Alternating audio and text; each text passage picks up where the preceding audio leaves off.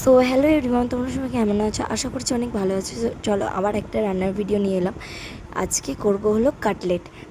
ফ্রিজে দেখলাম কয়েক পিস বোনলেস চিকেন রাখা আছে, তো ওটাকেই আমি প্রথমে মিক্সিতে কিমা করে নিয়েছি। তো তারপরে বিস্কুটের গুঁড়ো, যেই নেড়ো বিস্কুট বা টোস্ট হয় সেই বিস্কুটই আমি গুঁড়ো করে নিয়েছি হালকা করে। তো তারপরে ধনেপাতা তুলে নিয়ে আসলাম বাগান থেকে।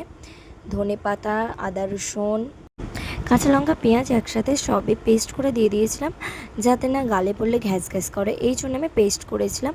তো তারপরে আমি দিয়েছিলাম আমার নিজের হাতে বানানো একটা মশলা। তো গোলমরিচ, ধনে, জিরে, ওই সব মশলা একসঙ্গে পেস্ট করে দিয়েছিলাম আর কি। তো তারপরে মিট মশলা দিলাম, দেখতেই পেয়েছো। তো লবণ দিয়ে ভালো করে ম্যারিনেট করে রেখে দিয়েছিলাম বেশ খানিকক্ষণ। তো তারপরে দুটো ডিম ফাটিয়ে নিয়েছিলাম, ডিমের মধ্যে লবণ আর চিলি ফ্লেক্স দিয়েছিলাম।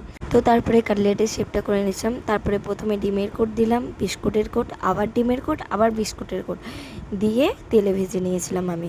তেলটা খুব গরম করবে না, লো টু মিডিয়ামে তেলটা রাখতে হবে। তো দেখতেই পাচ্ছ আমার এখানে কাটলেট করা রেডি হয়ে গেছে, আর ভীষণই মুচমুচে হয়েছিল, ক্রিসপি। তোমরাও কিন্তু বাড়িতে ট্রাই করবে অবশ্যই। Bye bye.